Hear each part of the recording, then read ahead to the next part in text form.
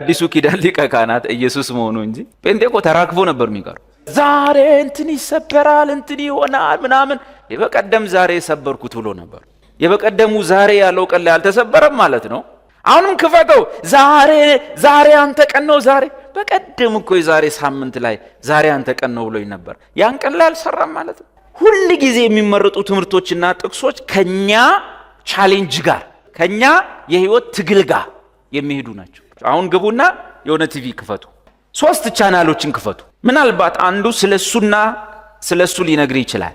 አብዛኞቹ ከሰው ነገር ጋር ከሰው ችግር ጋር ያው ከቻሌንጆች ጋር የተያዙ ብዙ አመት በቻሌንጆቻችን ዙሪያ ተሰብኳል፣ ተጸልየዋል። ግን አሁንም ቻሌንጅ አለብን የለብን? ህፃንነት የሚባለው ባጭሩ ጠንከር ያሉ ትምህርቶች የማይመች ሲሆን ማለት አዲሱን የወይን ጠጅ በአዲስ አቁማዳ ውስጥ ማድረግ ያስፈልጋል። ለካ እነሱ በአሮጌ አቁማዳ ናቸው። ትንሽ ነገር ነው ብልጭ ብሎላቸው የተሰበሰቡት። እኛ ቤት ጸሎት ነበር፣ ኃይለኛ ጸሎት፣ ያውም ቅንቅን ቢበላን እንኳን ማናክበት ማለት ነው። በቃ እሳቱ ነደደ ያኔ ነበር። የሆነ ቤት ስንጸልይ ትዝ ይለኛል፣ ከኦርቶዶክስ የወጣ ነው። መስታወቱ ላይ ውሃ ይንጠባጠብ ነበር፣ ላባችን ማለት ትንፋሹ። እኛ ቤቱ እስኪ ያልበው ግለናል። ቤቱ እስኪ ያልበው እኛ አይደለ አንተ ነው የሚያልበው። እኛ ቤቱ እስኪ ያልበው ይሄ እስኪ ወረዛ ማለት ለካ ጌታ ከዛ ይበልጣል። ከዛ ካወቅ ነው በላይ ነው። በቃ ከፍ በል በማደሪያ ላይ የሚል መዝሙር ነበርና እሷን ስንዘምር ቤቱ ይነዳል። በቃ ቤቱ ይነዳል አልኩ። ግን ለካ ክርስቶስ ከዛ በላይ ነው። ብልጭ ካለልን በላይ ነው ለካ ስንወጣ። ሰው ሊጸልይ ተንበርክኮ እንቅልፍ በዛው ሲወስደው ደስ ይላል።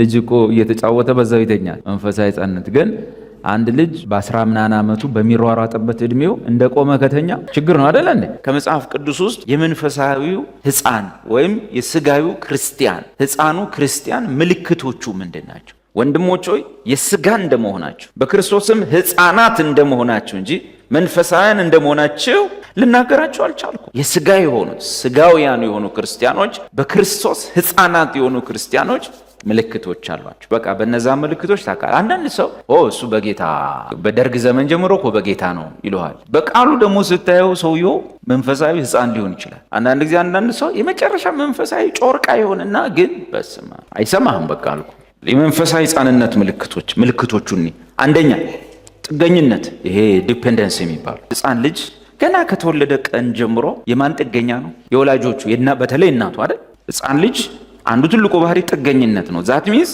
ድምጽ ሲጠፋ ያለቅሳል። በአካባቢው ድምጽ ከጠፋ ሰው ከሌለ ኡኡ ነው የሚለው። ከግብጽ ምድር በወጡ ጊዜ የአብርሃም ዘሮች የኪዳን እውነተኞቹ የተዋጁቱ ወራሾቹ ማለት ሲወጡ ይላል አብሯቸው ተደባልቆ የወጣ ብዙ ህዝብ ነበር ይላል። ከዛ በየሄዱበት ቦታ እነማን እንደሚረብሹ ታውቃላችሁ? የእስራኤል ልጆችም እንዲያሉ የእስራኤል ልጆችም እንዲያሉ ይልና ሄደ ስታጠናው ነገሩን የጀመረው ሰውዬ ተደባልቆ ከወጡት ያንዷ ልጅ ይላል። ተደባልቀው የወጡትም ህዝብ ጎመጁ ይላል። ከዛስ የእስራኤል ህዝቦች አብረው አለቀሱ። በትንሹም በትልቁም ነገር ወደ ሙሴ ነው የሚሮጡት። ይሮጡና ሙሴ ቁርስ የትላንቱን የሰፈራችሁትን መና ወቅጣችሁ አትበሉትም ወይ? እንደሱ ነው እንዴ? እሺ ወቅታ ይባል። ሙሴ ምሳ ላይ እኮ ያንኑ መና ቂጣ ብታረጉት ብትጋግሩት እኮ ሌላ አይነት ጣዕም ይዞ ነው የሚመጣ። እንደሱ ነው እንዴ? እሺ ሙሴ ስጋ ጠዋት ከሰዓት ማታ ጠዋት 2 ሚሊዮን ህዝብ ሙሴን አምጣ። ሙሴም ህዝቡ በወገኖቻቸው ሰው ሁሉ በድንኳኑ ደጃፍ ሲያለቅሱ ሰማ። የህፃን ልጅ ትልቁ መገለጫው ምንድነው? የለቅሶ መንፈስ ነው ያለበት ህፃን ልጅ። ይሄ አልቃሻ ማለት ጸሎት አይደለም። ግን ይሄ በክርስትና ህይወቱ እንዲህ አላረጉልኝም፣ እንዲህ አልሰጡኝም፣ እንደዚህ አልሆኑኝም፣ እንደዚህ ቤቴ አልመጡም፣ ጡት አላጠቡኝም፣ ሲቆጠቁጠኝ ጨርቄን አልቀየሩም ብሎ የሚያለቅስ ክርስቲያን። እዚህ ጋር የሚያለቅሱ ሰዎች በእድሜ ህፃናት ናቸው ወይስ የእስራኤል ህዝብ ነው? እስራኤል ህዝብ እኮ በጣም ትልልቅ ጺማቸው ምናምን ነው። ሽማግሌዎች አሉ፣ እናቶች አሉ። መጽሐፉ ግን ሲያለቅሱ ሰማ። የእግዚአብሔርም ቁጣ እጅግ ነደደ፣ ሙሴም ተቆጣ እንጂ ህዝብ ያለቀሰ ብሎ ከንፈር አልመጠጡም። እግዚአብሔርም ሙሴም ተቆጡ። ሙሴም እግዚአብሔርን አለው፣ ለምን በባሪያ ላይ ክፉ አደረክ? ለምንስ በፊትም ሞገስ አላገኘውም? ለምን የዚህን ህዝብ ሁሉ ሸክም በእኔ ላይ አደረክ? አንተ ለአባቶቻቸው ወደ ማልክላቸው ምድር አድርሳቸው ዘንድ ሞግዚት የሚጠባውን ልጅ እንድትታቀፍ በብብት ቀፋቸው የምትለኝ በውኑ ይህን ህዝብ ሁሉ እኔ ጸነስኩትን ወለድኩትን? እኔ የእግዚአብሔር ሰዎች ደስ የሚሉኝ ታውቃለህ? አይፎገሩም። እግዚአብሔር ፊት እንደወረደ ነው የሚጸልዩት እንጂ እግዚአብሔር ሆይ ምንድነው በእርግጥ አገልግሎት ለምንድነው በፊት ሞገስ አላገኘውም እንደ ህዝብ ተሸከም ምትለኝ? ደግነቱ አዲሱ ኪዳን ሊቀ ካህናት ኢየሱስ መሆኑ እንጂ ጴንጤ እኮ ተራክፎ ነበር የሚቀሩ። ኢየሱስ አብን እንዲህ ያለው ኢየሱስና ሙሴን ሲጀመር እናወዳደር፣ ሙሴንና የቸርች አገልጋዮችን ግን እናወዳድራለን። ዘሴም ነን። የምንበላውን ስጋ ስጠን ይላሉና ለዚህ ህዝብ ሁሉ የምሰጠው ስጋ ከወዴት ወስዳለሁ? እጅግ ከብዶኛልና ይህን ሁሉ ህዝብ ልሸከም አልችልም ይለዋል። አሁን የህዝቡ ለቅሶ ምንድነው? ስጋ ስጠን፣ ሽንኩርትስ፣ ድንች፣ ዱባስ አምጣ ነው ሁሉ ጊዜ ሰው ይሆን። ስለዚህ እነዚህ ሰዎች ህፃን ልጅ ወላጆቹ ላይ ተጠግቶ ሁሉን ነገር አምጡ እንደሚል የመሪዎቹ ወይም የአገልጋዮቹ ምኖች ናቸው?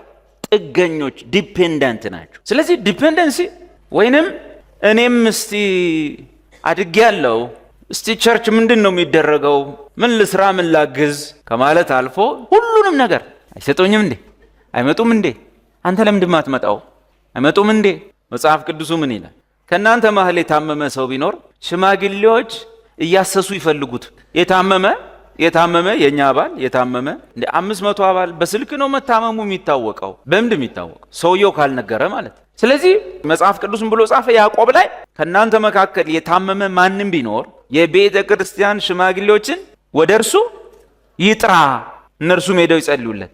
ለዚህ የሚፈልግ ሰው ሽማግሌዎችን ምን ያደርጋል? ይጠራል። ስለዚህ የመንፈሳዊ ሕፃንነት አንዱ ምልክት ጥገኝነት ዲፔንደንሲ ሲሆን ምልክቱ ምንድነው? ሁሉንም ነገር ከምኖች መጠበቅ፣ ከመሪዎችና ከአገልጋዮች ሁሉን ነገር መጠበቅ። ሁሉን እንደው አለ እኮ የምትጠበቅ። አሁን ከኔ የምትጠበቀው አለ። ለምሳሌ ዴቭ አያስተምረንም? ዴቭ ትምህርት አይጀምርም? ይሄ ልክ ነው የምትጠይቀው ነገር። ምክንያቱም እኔ ጸጋዬ ማስተማር። ከዚህ አልፈ ግን ዴቭ ኑሮህን ትተህ መኝታህን ትተህ እየዞርክ በየቤት አትመጣም እንዴ? መንፈሳዊ ሕፃን ትልቁ ሌላ ምልክቱ ባህሪው ማለት ነው ደካማ ያመጋገብ ስርዓት፣ ዊክ ዳይጀስሽን አለው ማለት። ሕፃናት ታውቃላችሁ፣ ጨጓራቸው ጠንካራ ነገር አይበላም፣ ቅባት አይችልም፣ ምንም አይፈጭም። ዊክ ዳይጀስሽን ያላቸው። ስለዚህ ምንድነው የሚሆነው? ጠንካራ የሆነ መብል መብላት አይችልም። ስለዚህ አንዱ የሕፃንነት ባህሪ ሁሉ ጊዜ የመጀመሪያ ደረጃ ትምህርት የሕፃንነት ትምህርቶችን እነሱ ላይ መቆየት ነው ወይም መማር ነው። ትልልቅ የሆኑ በጣም ያደጉ ጥልቅ ትምህርቶች ውስጥ መምጣትም አይፈልጉም፣ መግባትም አይፈልጉም። እቺ ሁሌ ለመርናት የጴንጤ በቃ ምናቆ መረዳት አለ። የጴንጤ መረዳት። አሁን እስቲ ቤት ገብተህ ቲቪ ክፈት። ዛሬ እንትን ይሰበራል፣ እንትን ይሆናል ምናምን። የበቀደም ዛሬ የሰበርኩት ብሎ ነበር። የበቀደሙ ዛሬ ያለው ቀን ላይ አልተሰበረም ማለት ነው። አሁንም ክፈተው። ዛሬ አንተ ቀን ነው። ዛሬ በቀደም እኮ የዛሬ ሳምንት ላይ ዛሬ አንተ ቀን ነው ብሎኝ ነበር። ያን ቀን ላይ አልሰራም ማለት ነው። ኤቭሪ ታይም ዘ ሴም። በቃ እሺ ዛሬ ቃል እንካፈላለን። አዲስን ነገር አበቅላለሁ፣ እርሱም በቅርቡ ይሆናል። ያዕቆብ ስር ይሰዳል። አሜን። ይሄን ትምህርት በህይወቴ መዓት ጊዜ ነው የሰማው። ጌታም በኋላ እየተራመደ መጣ። በቃ ይገባሃል። ምንድነው ሲባል ሁሉ ጊዜ የሚመረጡ ትምህርቶችና ጥቅሶች ከኛ ቻሌንጅ ጋር ከኛ የህይወት ትግል ጋር የሚሄዱ ናቸው። አንድም ቀን የኛን የህይወት ትግል አስወጥቶ እስቲ የኛ መቼስ ትግላችን አያልቅም። እስቲ አንዳንዴ ስለ ራሱ እንስማ። እሱ ምንድነው የሰራው? እስቲ እሱ ማን ነው ራሱ? አይነስም። በቃ ይገባል። ዛሬ የምንካፈለው ቃል ሲል ከቻሌንጆች ጋር። አሁን ግቡና የሆነ ቲቪ ክፈቱ፣ 3 ቻናሎችን ክፈቱ። ምናልባት አንዱ ስለሱና ስለሱ ሊነግር ይችላል። አብዛኞቹ ከሰው ነገር ጋር ከሰው ችግር ጋር ያው ከቻሌንጆች ጋር የተያዙ። እንደምታውቁት ብዙ አመት በቻሌንጆቻችን ዙሪያ ተሰብኳል፣ ተጸልየዋል። ግን አሁንም ቻሌንጅ አለብን የለብን? እሺ አሁንም ያን በቻሌንጃችሁ ዙሪያ ብቻ እያስተማርኩ አመቱን ሙሉ ዛሬ ደግሞ በባህር ላይ ይመጣል እየተራመደ አበረከተ፣ ዛሬ ደግሞ ያበረክትልሃል፣ ሁሉንም ፈወሳቸው፣ ዛሬ ደግሞ ትፈወሳለህ እያል ቻሌንጆቻችሁን ብቻ ሶሉሽን ለመስጠት አልኩ። የዛሬ 2 ዓመት ቻሌንጅ የለም። መንፈሳዊ ሕፃንነት ምልክቱ ሁል ጊዜ በእንደነዛ አይነት በጣም አንተ ለሕፃን ልጅ ለቤተሰቡ ኬር ያደርጋል እንዴ? አያደርግም አይደል? ለሱን ሁሉ ኬር እንዴት አደረገ? አቃጠለኝና እሱን ታጥብለታል። ሁሌ ፔን አይጠፋው። አንዳንዱ ደግሞ ችግሩም አይታወቅም፣ ዝም ብሎ ያለቅሳል። እና በዛ አይነት ተመሳሳይ ነገር 1 ዓመት 2 ዓመት 3 ዓመት 4 ዓመት እና አሁንም ያንኑ አይነት ተመሳሳይ ነገር ምን ፈልግ ሆነ ዊክ ዳይጀሽን ነው። ወደ ጠለቀ ነገር፣ ወደ ትልቅ ነገር፣ ወደ ሚስጥራዊ ጳውሎስ ወዳያቸው መገለጦች፣ ጳውሎስ ወዳየውት መገለጥና ራእይ ይገባለሁኝ ወዳላቸው ነገሮች ውስጥ ላንገባ ነው ማለት ነው። ስንቱ ሰው ነው ኤፌሶንን በደንብ ያጠና? ስንቱ ሰው ነው መጽሐፍ ቅዱስን በደንብ የበላ በጌታ ቤት ከቆየውስ? አየ አሁን ህፃንነት የሚባለው ባጭሩ ጠንከር ያሉ ትምህርቶች የማይመች ሲሆን ማለት እና ወተት የሆኑ በቃ ምናምን እንዲ አፍ ላይ ምናምን ብሎና እንዲ እሱኛውን አይነት ቆይታ ማለት እሱ የህፃንነት ምልክት ነው። እኔም ወንድሞቼ የሥጋ እንደመሆናችሁ ክርስቶስም ህፃናት እንደመሆናችሁ እንጂ መንፈሳዊ እንደመሆናችሁ ልናገራችሁ አልቻልኩም። አሁን ጳውሎስ ሊናገራቸው ኦር ሊያስተምራቸው የሚፈልገው ትልልቅ ነገር ነበረው። ለሱ የተገለጠለት የሰማው ቃል፣ የሚረዳው ነገር፣ ያየው ዓለም ወዘተ ብዙ ሴክሬት፣ ብዙ ሚስትሪስ ነበሩ። እነሱን ሊነግራቸው ይፈልጋል። ቆሮንቶስ ቤተክርስቲያን ጳውሎስ ያን ያህል ጊዜ ቆይቶ ሳይነግራቸው ተለያዩ። አስተማራቸው፣ ጌታን ተቀበሉ፣ ወንጌል ሰበካቸው፣ ጌታን ተቀበሉ። የተወሰኑትን አጠመቀ፣ ሌሎች አጠመቋቸው።